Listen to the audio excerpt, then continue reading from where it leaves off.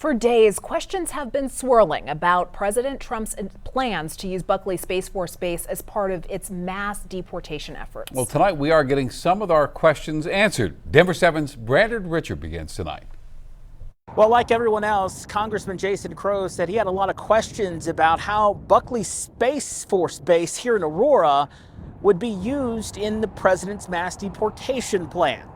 On Monday, he says he got some answers. I take seriously my job to conduct oversight and to make sure that we are protecting innocent, law-abiding families. Colorado Congressman Jason Crow says after learning Buckley Space Force Base, which sits in his district, would be used for mass deportation efforts, he became deeply concerned. I immediately started to conduct oversight and submit requests for information to DOD, requests for information to Homeland Security, and to gather the information that's necessary to conduct the oversight that's important. Unsatisfied with the information he was getting, he says he showed up to the base Monday morning. Sometimes I've learned that when there are reports, when there are rumors in a community, the best thing to do is just show up and start poking around and to get information for yourself. Crow says officials at the base, including a special agent in charge, told him the base was indeed being used for Homeland Security and specifically ICE operations. I have been told that it will not be used to house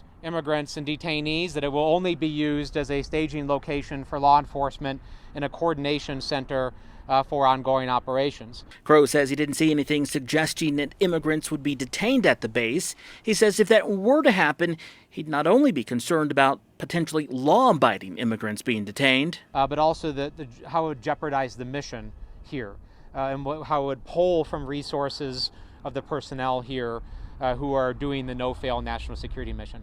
After speaking with Crow, we followed up with the base to see if there were any plans to bring immigrants there. A spokesperson referred us to ICE, who acknowledged receiving our request, but did not provide any answers.